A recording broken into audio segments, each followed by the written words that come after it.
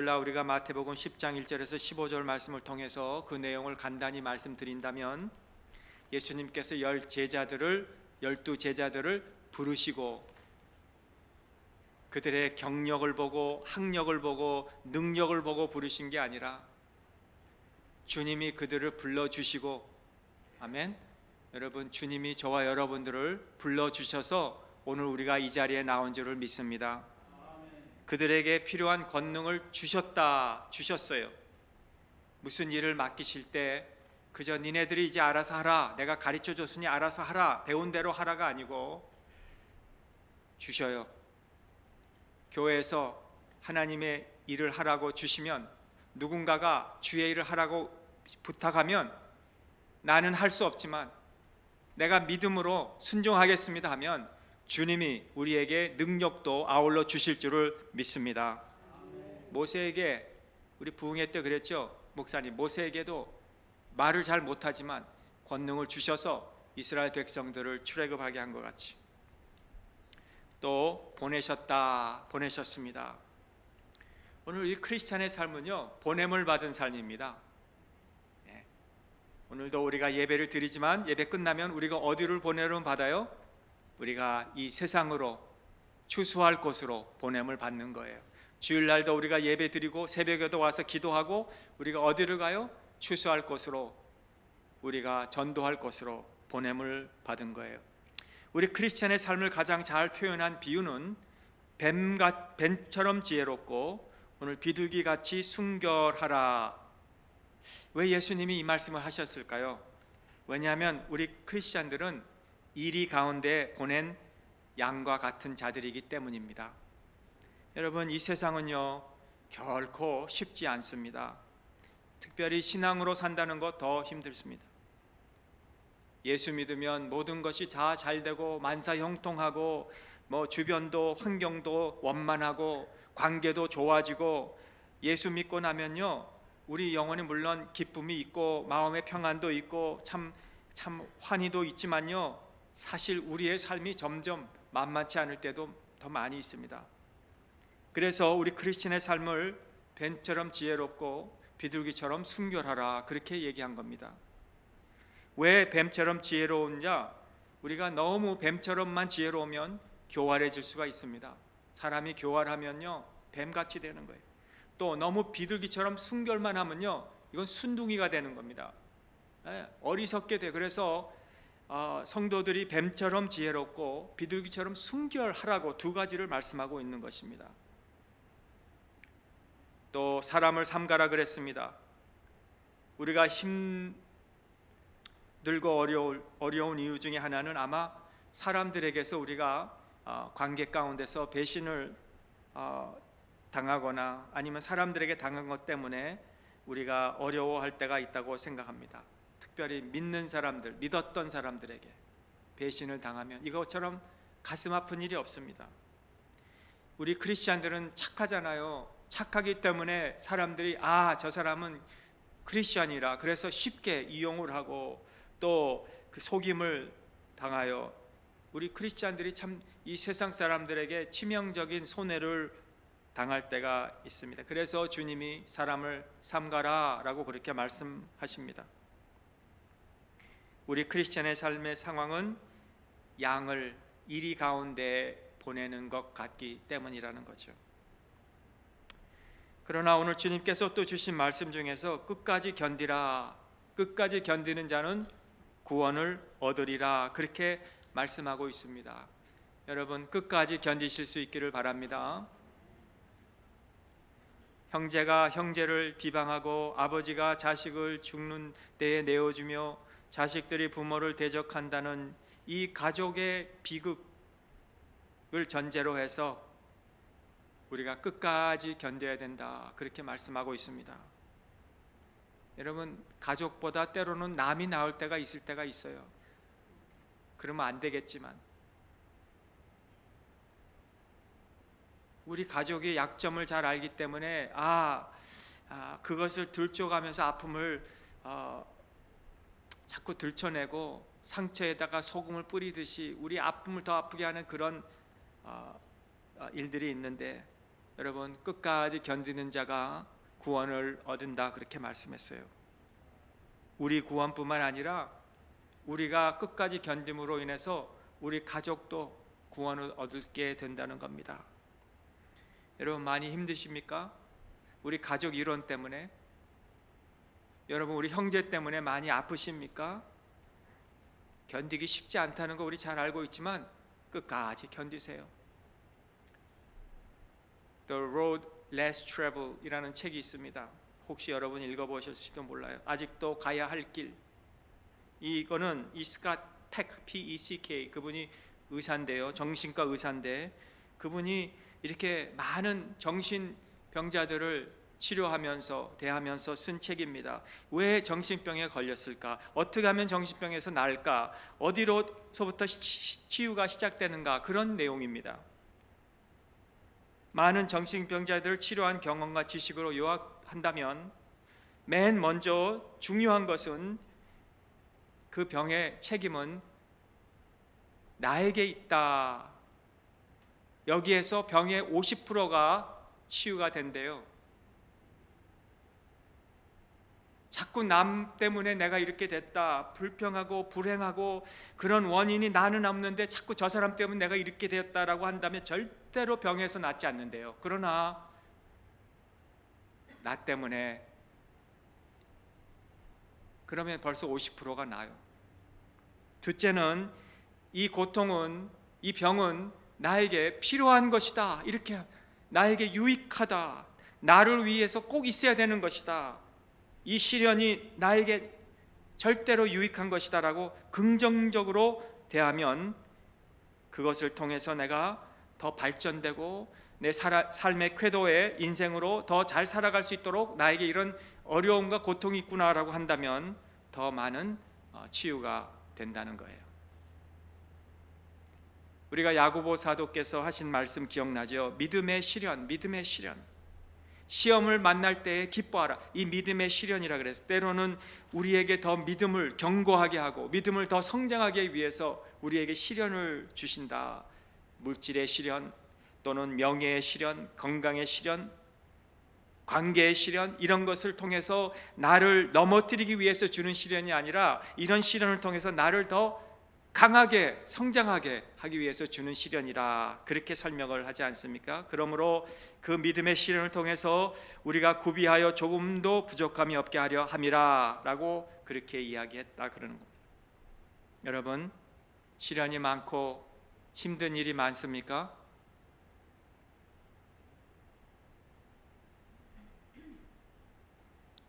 끝까지 견디시기 바랍니다.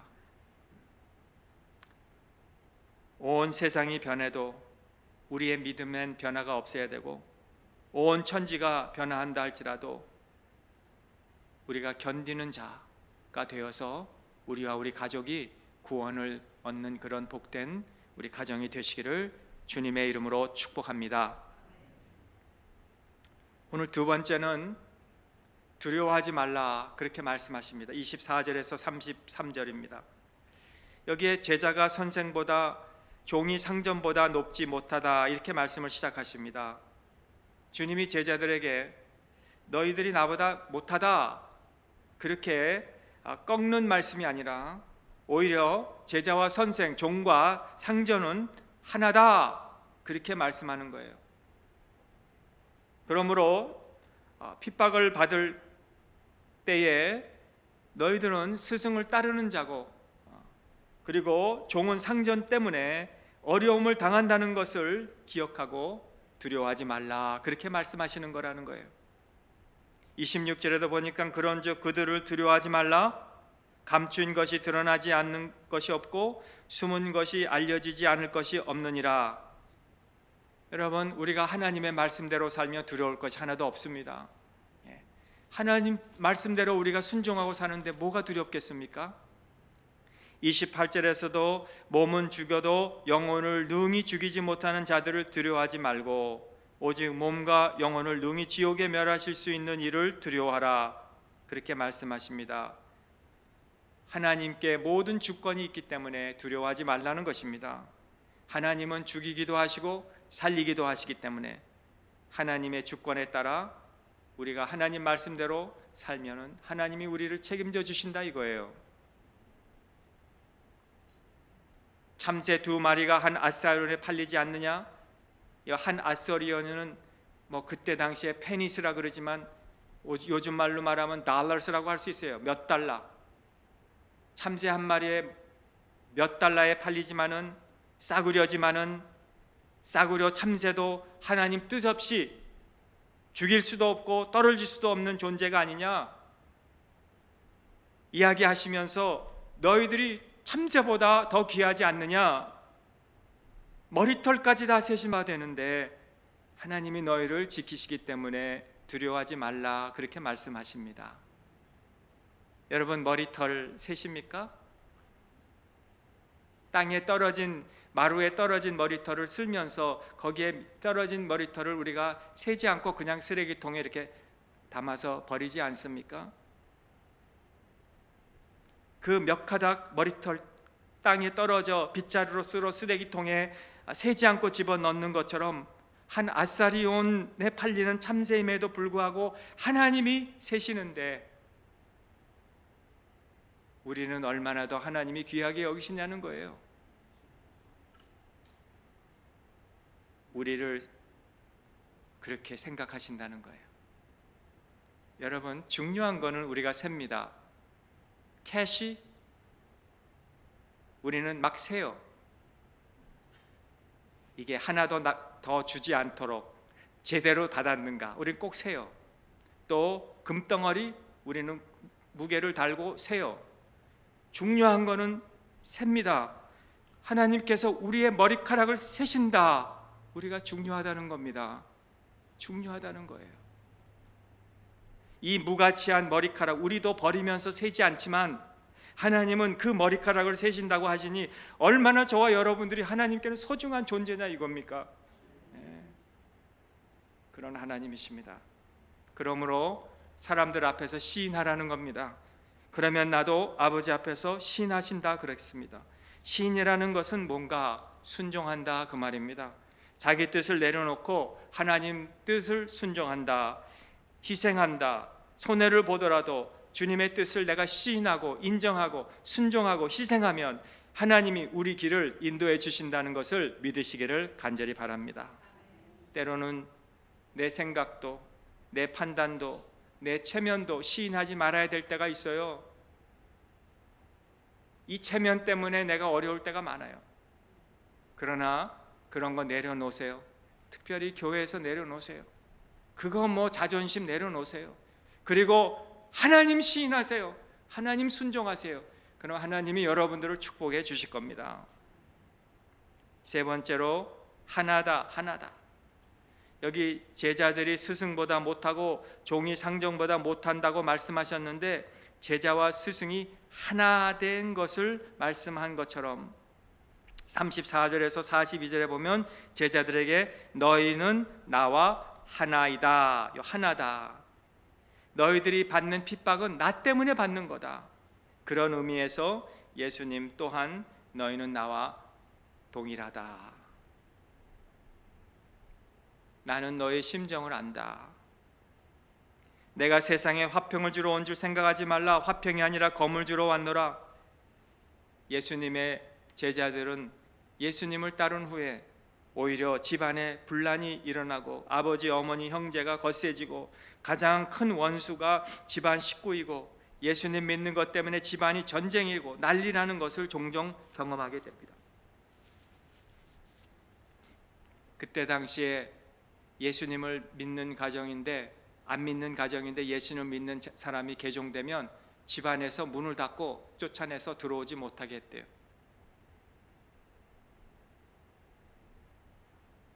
집안에서도 그러는데 이 남들에게는 어떻게 하겠습니까?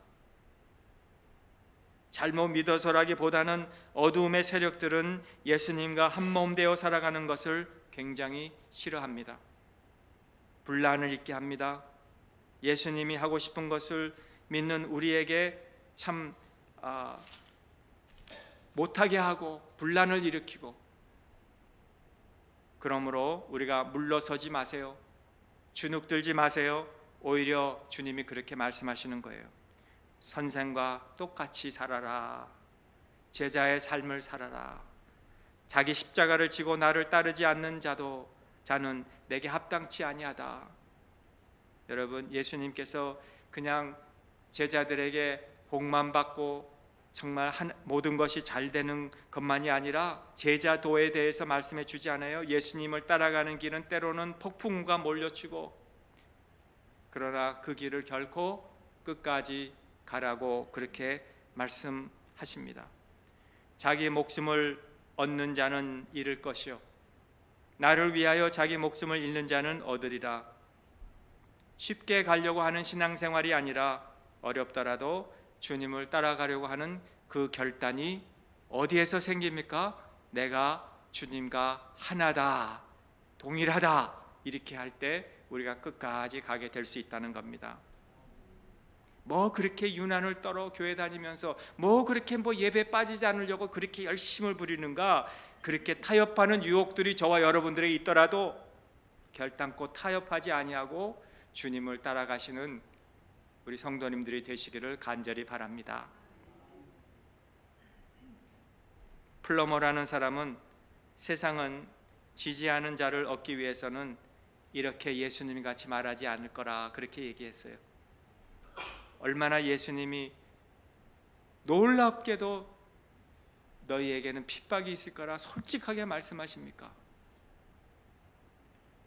산상수훈 5장, 마태복음 5장에서도 산상수훈 끝 부분에서 10절에서 5장 10절에서 12절에 핍박을 받는 자가 복이 있다 그렇게 말씀하시면서 세상이 너희를 핍박할 것이라 그렇게 말씀하지 않았습니까? 의를 위하여 박해를 받는 자는 복이 있나니 천국이 그들의 것이며 나로 말미암아 너희를 욕하고 박해하고 거짓으로 너희를 거슬려 모든 악한 말을 할 때는 너희에게 복이 있나니 기뻐하고 즐거워라. 하늘에서 너희의 상이 큼이라. 너희 전에 있던 선지자들도 이같이 박해하였느니라. 우리 관점에서 보면은 이렇게 순진하고 정직하고 진실로 사는 기독교인들을 정부가 박해할 필요가 없잖아요. 오히려 그런 사람들로 더 많아지면 더 좋잖아요, 이 나라가. 그런데 로마 정부는 기독교인들을 박해할 타당한 이유가 있다고 생각했습니다. 그들이 성만찬을 한다는 이 소문이 퍼지자 그들은 내 살을 먹고 내 피를 마시라, 이것을 갖다가 마치 사람의 살과 사람의 피를 마신다는 혐의를 받아서 더 크리스천들을 핍박하기 시작했어요. 매 주마다 모여서 아가페의 사랑으로 서로 사랑한다는 그것을 듣고 소문을 듣고 이 사람들은, 이 무리들은 성적 문란을 하는 이런 올지하는 이런 사람들로 그렇게 혐의를 받게 해서 핍박을 했어요. 마지막에는 그들이 그림을 그리면서 주님의 재림이 올 때는 심판에서 하나는 불 하나는 천국에 있는 이 불을 막 그리면서 이 사람들의, 이 무리들은 이 불을 지르는 그런 자들이라라고 해서 혐의를 하여 핍박하기 시작했어요. 더 나가서 로마는 오직 황제가 하나밖에 없는 황제에게 경배하고 숭배를 해야 되는데 이 시저에게 주라고 하지 않고 1년에 한 번씩 하는 것도 하지 않고 오직 그들이 믿는 예수에게만 주라고 하니 이들이 정치에 충성이 없는 시민이라고 해서 핍박을 받기 시작하지 않았습니까? 왜 그랬어요? 왜? 그들이 받은 고통은 말로 형용할 수가 없습니다. 이 짧은 시간에 다 말씀드릴 수 없어요. 그저 몇 가지만 말씀드린다면 그들을 갖다가 그들을 사자에 던짐을 당하기도 하고 말뚝에 묶어놓고 몸에 불을 지르기도 하고 야생 동물의 가죽을 그들에게 입혀서 사냥개에 물려 뜯게 하고 뜨겁게 녹힌 납을 그들에게 붓고 뜨겁게 달군 황동 이 플레이트로 몸의 가장 신체의 약한 부분에다가 지지고 그들이 어떻게 했어요? 주님과 함께 핍박을 받았어요. 이게 크리스찬들입니다. 제자들이 아니에요. 크리스찬들이. 그러나 그들의 순교가 그 오는 후세대에게 소망이 되었어요. 오늘날 우리가 이 자유를 누리는 것도 과거에 많은 믿음의 조상들이 이곳에서 피를 흘리고 생명을 냈고 땀을 흘리고 노력을 해서 이렇게 자유의 나라에서 우리가 살게 된 거 아닙니까? 미국의 1930년도에 볼더 댐이라는, 혹은 요즘 말하면 후버 댐이라고 하는데요, 그걸 지으면서 많은 사람들이 거기 떨어져서 생명을 잃었어요. 댐을 만들면서 그 물을 모이게 해서 황무지 같은 데저트에다가 정말 옥토같이 가든같이 만들게 해서 사람들이 편하게 살 수 있도록 그렇게 그거 만들면서 많은 사람들이 목숨을 잃을 때 거기에다가 돌판에다가 이름을 새겨서 그들의 이름을 쓰소, 그 댐 벽에다가 그들의 이름을 적은 그 돌을 붙여놓고 이들은 사막이 기뻐하고 장미처럼 피어나도록 죽은 자들의 이름들이 거기 적혀 있다는 거 아닙니까? 양이 이리를 이깁니다. 최종 승리가 하나님의 양에게 있기 때문에 끝까지 양으로 이리를 향하여 나가는 자들이 되었지만, 하나님의 양이 되어서 우리가 끝까지 견디면, 두려워하지 말고 견디면, 주님과 하나 되어 우리가 끝까지 이 길을 가면 하나님이 여러분들을 승리하게 만들어 주실 줄을 믿습니다. 기도하겠습니다. 하나님 아버지, 감사합니다. 오늘도 뱀과 같이 지혜롭고 비둘기같이 순결하여 환난과 시련이 많은 이 땅에서 우리가 참 제자, 참 교회로 우리가 이 시대에 보냄을 받게 하여 주시옵소서. 우리는 할 수 없지만 주님이 우리를 부르셨고 주님이 우리에게 권능을 주셨기에 주님만을 믿고 우리가 나가면 결국 최후에는 우리 모두가 승리하게 될 줄을 믿습니다. 견디고 인내하며 순종하는 우리 모두가 되게 하여 주시옵소서. 예수님의 이름으로 감사하며 기도합나이다. 아멘.